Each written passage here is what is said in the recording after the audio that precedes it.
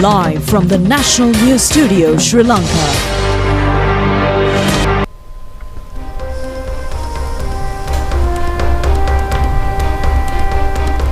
This is the 9 p.m. news telecast of the prestigious Channel of Sri Lanka.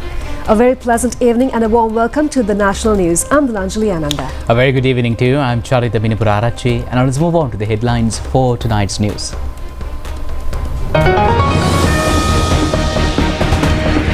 The funeral of His Holiness Pope Francis to be held on Saturday. Tens of thousands of devotees thronged to Kandy City on the 5th day. A large number of foreigners venerate the sacred tooth relic. Answers provided to several problems of Easter Sunday attacks investigation. Monetary aid for low-income housing units to be increased. An attempt to shoot a person foiled.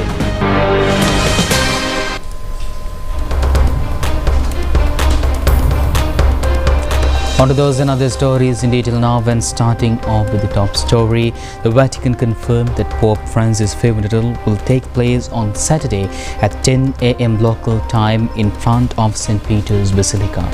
The Pope's coffin will remain at St. Peter's Basilica for the public to pay their respects until his funeral on Saturday. The Vatican confirms that Pope Francis' funeral will take place on Saturday at 10 a.m. local time. His body will move to St. Peter's Basilica for public mourning on Wednesday. Cardinal Giovanni Battista Re, the Dean of the College of Cardinals, will preside over the funeral mass. Following the liturgy, the coffin will be taken into St. Peter's Basilica and then to the Basilica of Santa Maria for the burial. Catholics around the world and several world leaders were expected to attend the funeral. US President Donald Trump, along with his wife Melania Trump, has confirmed their presence. French President Emmanuel Macron and Argentine President Javier Milei have also confirmed their attendance. His body is currently being kept in an open coffin in the chapel of the Santa Maria residence where he lived during his 12 years papacy. Images and videos of the Pope have been released by the Vatican. The leaders of Argentina, Brazil, Spain, China and many other country leaders have confirmed their condolences. In the meantime, the official selection process of the next Pope has already been commenced, and the next Pope will be the 267th Chief of the Catholic Church. 135 cardinals are preparing to assemble at the Vatican for a conclave in the Sistine Chapel and deliberate on potential successor. On the same note, Archbishop His Eminence Malcolm Cardinal Ranjit says that His Holiness Pope Francis always had strong attachment and love for Sri Lanka. Conveying his condolences for the demise of Holy Pontiff, the Archbishop expressed these remarks.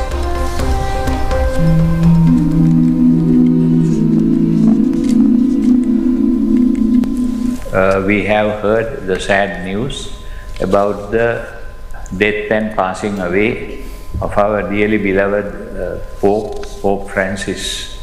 Pope Francis, a person who has created a world image for the Church by showing the real side of Christian faith, the side of the great sense of justice, fair play, truthfulness and affection, very especially for the poor.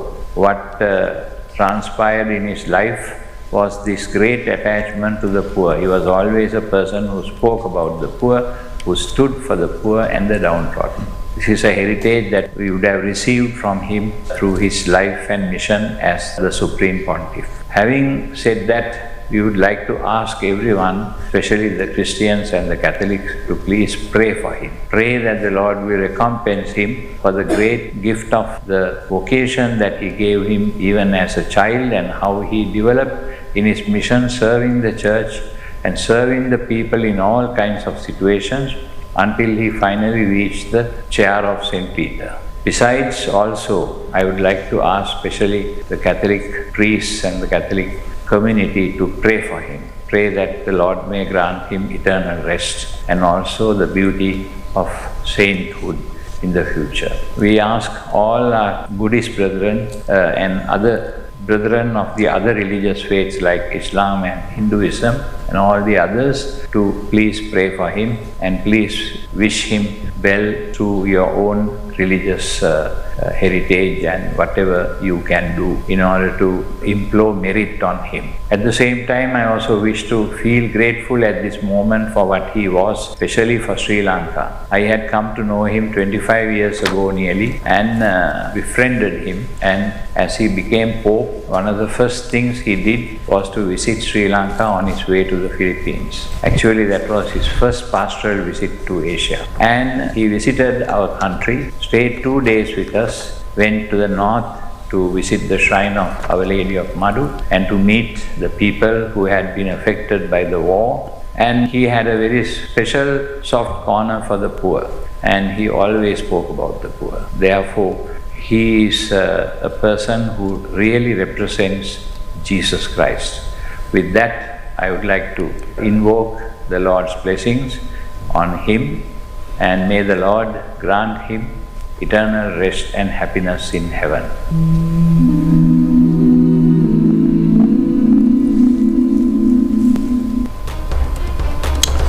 And tens of thousands of devotees have arrived in the Kandy for the veneration of sacred tooth relic from many parts of the island today as well. The opening of the veneration commenced at 11 a.m. and concluded at 5:30 p.m. Asanka Nilagaratna of the National Television brings you more details on this event.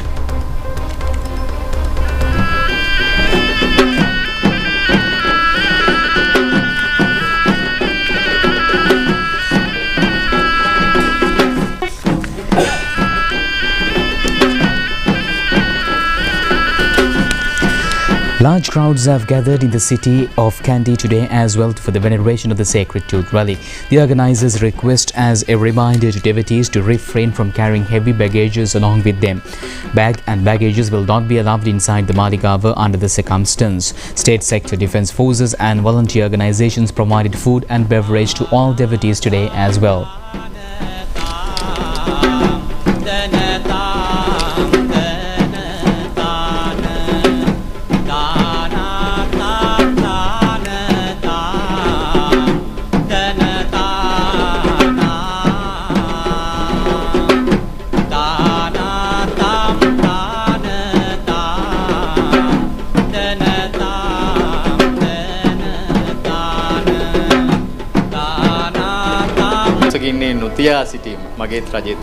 District Secretary of Kandy Indigo Davatta said that it is the responsibility of the government and the District Secretary not to let people who come to Kandy starve. A special program in this connection is afoot ahead by Divisional Secretary of the Gagavati Korule and the participation of all other 20 Divisional Secretaries.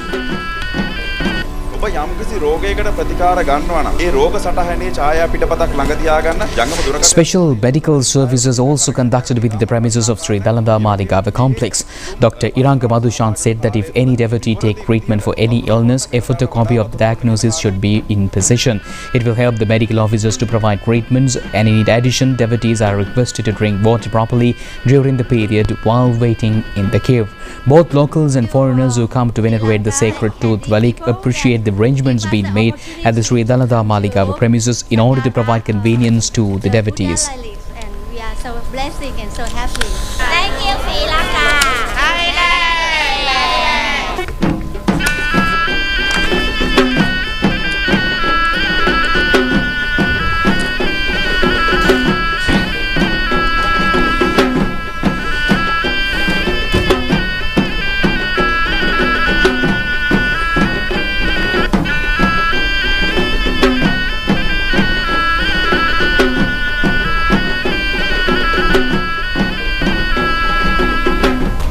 On your more local stories, a special committee has been appointed to study the Presidential Investigation Commission report received by police on the Easter Sunday terrorist attack. Police media spokesman SSP Buddhika Manatunga detailed about this aspect at a media briefing held in Colombo today. Police media spokesman SSP Buddhika Manatunga said that a committee headed by DIG Asanka Karavita has been appointed to study these reports. DIG, CID, Director of the CID, Director of the Terrorist Investigation Division have been appointed as the members of the committee. Under them, there are several subcommittees to study these special matters. After these investigations, the facts erupted will be re-investigated. The Presidential Commission report has over 67,000 pages. The relevant committees will study study all these. Cabinet spokesman Minister Dr. Nalin Vijay says that certain groups in the opposition have panicked about the Easter Sunday investigations. In the cabinet briefing held today, the minister elaborated that a large number of information is being revealed in the investigations by now. Cabinet spokesman Minister Dr. Nalin Vijay said that those who were in the government earlier and now in the opposition have panicked about the Easter Sunday attack investigations being conducted now. Various persons have been taken into custody. Statements have been recorded from some others and from President Anil Wickremesinghe, former President Ranil Wickremesinghe, along with former ministers such as Uday Gammanpilla and Nama Rajapaksa, are disturbed and making all sorts of statements. The government had the opportunity to investigate the attacks after a lapse of 6 years and under a condition where efforts were taken to cover up the matter for about 5.5 years.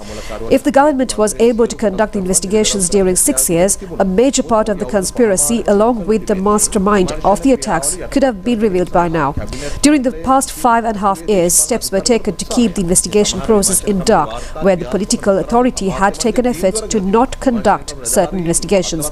The officials who were conducting the investigations had been transferred and some others were pressurized to leave the country. At the same time, certain weaknesses were covered up and investigations were misguided. The investigations have been kept on the track only during the past 6 months and several persons have been taken into custody in this respect. They are being interrogated and many others will get cause to appear before it in the future. The progress has been achieved to the satisfaction of His Eminence Cardinal, who had been making constant requests. The minister also answered a question posed by a media person regarding the taking into custody of Sivanesture Chandrakanthan alias Pillan. Cabinet spokesman Minister Dr. Nalin Vijay said that the people know about Pillan due to the abduction of professor of the Eastern University, but there are a number of other allegations also against him. Anyone with a proper social understanding can think of what Gammanpilla uttered after visiting Pillan and the message given by him. He has made a public statement to the effect that Pillan did not make any statement. Anybody who can understand criminal investigations in general terms can realize that the depth of this message is.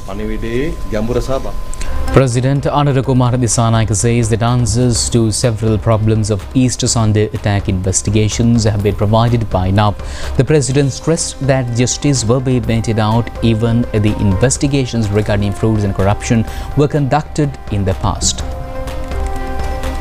The President affirmed that a public rally held in Gampaha, which was organized to ensure of national people's power in the forthcoming local government election. A large gathering was present in the rally titled Gama Apatai Jayaniyathai.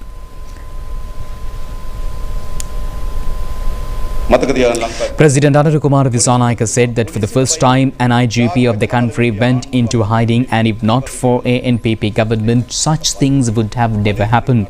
In the past law, it was not implemented on the persons in power. The attorney at law of the Frauds and Corruption Investigation Commission had requested the judiciary not to grant bail to him. But questioned by the judge as to why it took 10 years to record these facts, the answer was that state power had overpowered the rule of law. During the past 5.5 years, every effort was taken to conceal the investigations. Although 6 years have passed since the Easter Sunday attacks, only 6 months of investigations have yielded proper results, where 5.5 years of time had gone in vain. Every effort is being taken now to activate the investigation process, and it has started showing results. The government has already detailed the problems to be resolved. The Attorney General has requested the Chief Justice to hear the case against former Minister Kehali Ramukwala and other respondents in connection with the purchase of substandard vaccines before 3-member panel judges. The Attorney General Department announces that the letter of request has been directed to the Chief Justice by the Attorney General.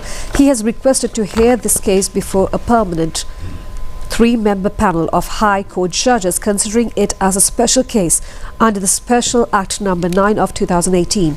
The Attorney General has stated that through the purchase of substandard vaccines, the respondents have caused a huge economic loss to the country. Under this case, former Health Minister Kehali Ramukwala and several other respondents were remanded under the Public Property Act. alleging misappropriation of public funds. Later, the Malika Kanda Magistrate Court has ordered to release them on bail. South Korean Navy vessel Kangyamchan arrived at the Colombo harbour today, symbolizing the naval defence cooperation between Sri Lanka and South Korea.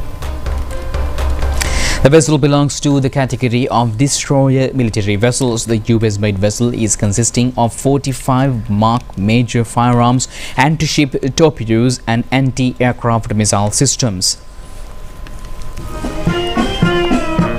It received a ceremonial welcome on arrival by Sri Lanka Navy at the Colombo port. The event mutually beneficial for long-standing ties between the two countries to enhance cooperation and bilateral ties. The welcome ceremony was held under the patronage of Deputy Minister of Defence Major General Aruna Jayasekara and Ambassador of the Republic of Korea to Sri Lanka Mayon Lee. Commanders of Triforces and many others were present at this occasion.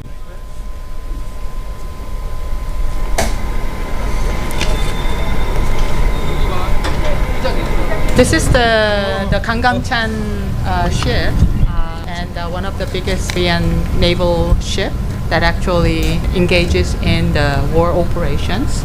But this ship has been working in the Gulf of Oman and Aden to protect and also defend against any piracies or terrorist attacks. So we are very happy to have our ship to visit Sri Lanka, and this also testifies our strong friendship, and also we hope that we will be able to expand bilateral cooperations in maritime and naval areas. With that update, we'll be moving to a short commercial break and we'll be back with more local stories. Prima Kottumi Hot and Spicy Nava Vasarak Veva. Live from the National News Studio, Sri Lanka.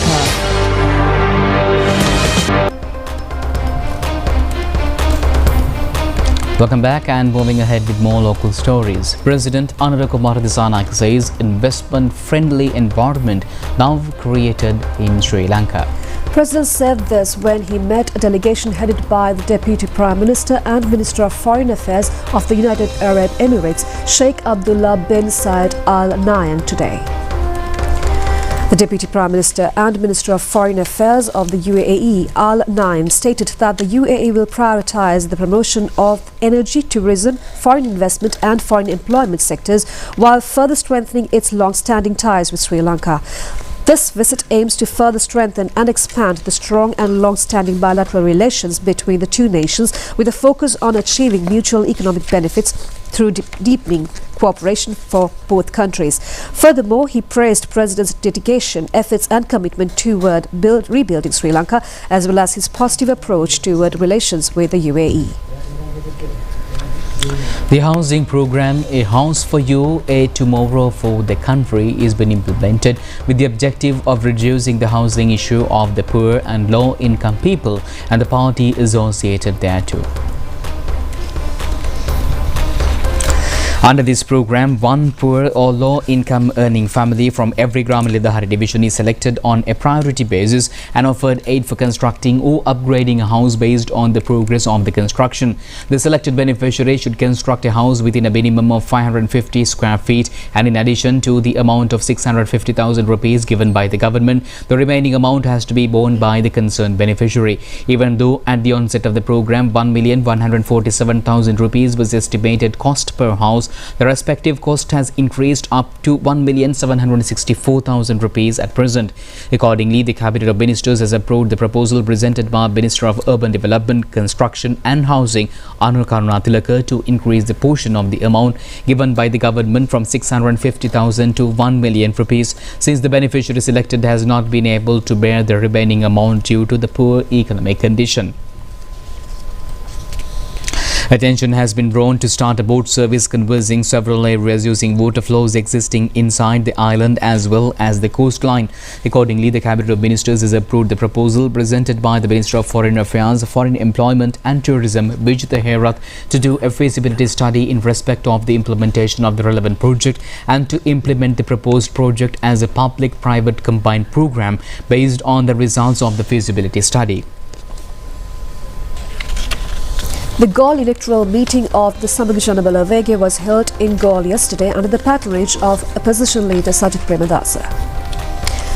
They exchanged ideas regarding the party activities during the local government elections at this meeting. Parliamentarians S.M. Marikar, Gayant Karnatilaka and several public representatives were present at this meeting.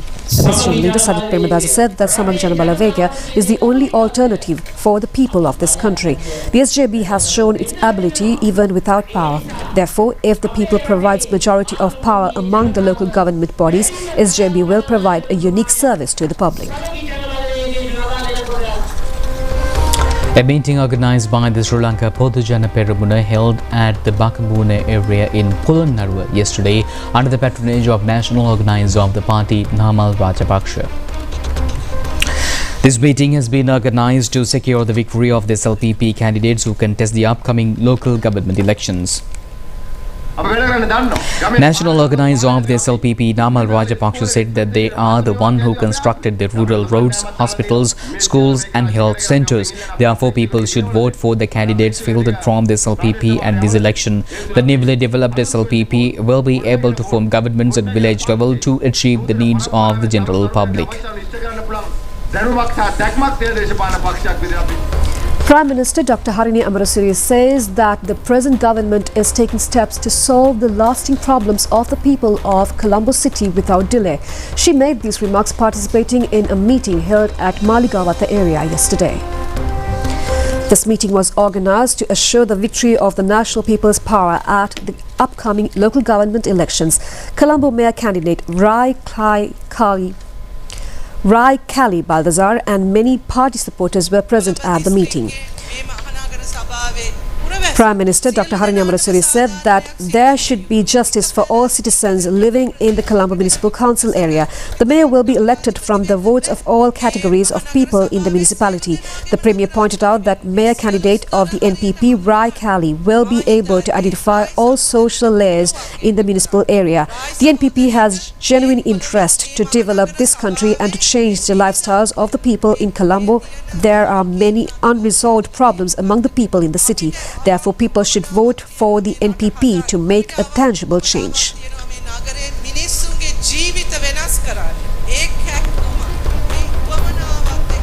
Jaya Sampath new lottery was introduced today by the chairman of the Development Lotteries Board, Hemant Swarmatilaka, at the Lotteries Board premises. The first draw of the Jaya Sampath new lottery will be held on the 2nd of the next month. The lottery, which has daily draws, will provide the opportunity to win cash rewards amounting to 250,000 rupees daily and 50,000 prizes along with the other prizes. And we have more news from home in brief. Police have arrested a person who had come to shoot a person at Andiambalama Devamotava area in Karanayaka. Another person has fled the area. Police said a 3.8 revolver and magazines of 9mm have also been seized from the suspect.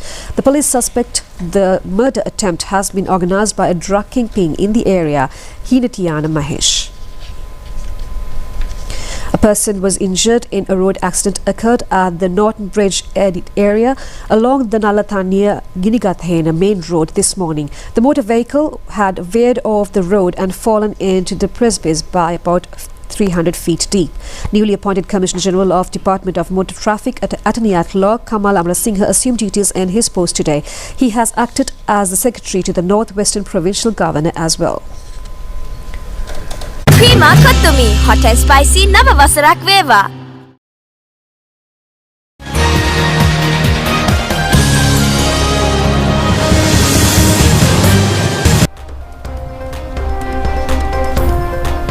Now, Sri Lanka was able to win the match against Indonesia in the men's group of the Asian Championship Hockey Tournament being held in Jakarta, Indonesia.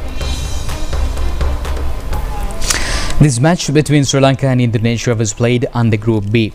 Indonesia scored the first goal, but Sri Lanka also scored a goal for the end of the first half. Accordingly, the first half of the game ended 1 goal each for both the teams. In the second half, Sri Lanka scored another goal and the match ended in victory for Sri Lanka as 2 goals to 1. Nalanta De Silva was adjudged the player of the match.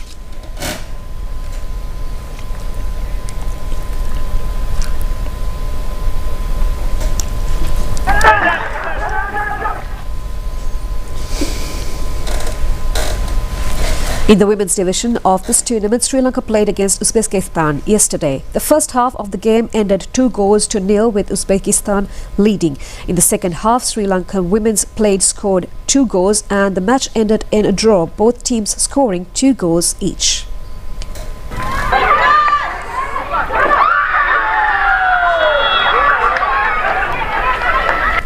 And with that, we conclude the news for tonight. Join us tomorrow at the same time for the very latest on ChannelEye. I'm Dilanjali together with Charita signing off. Good night.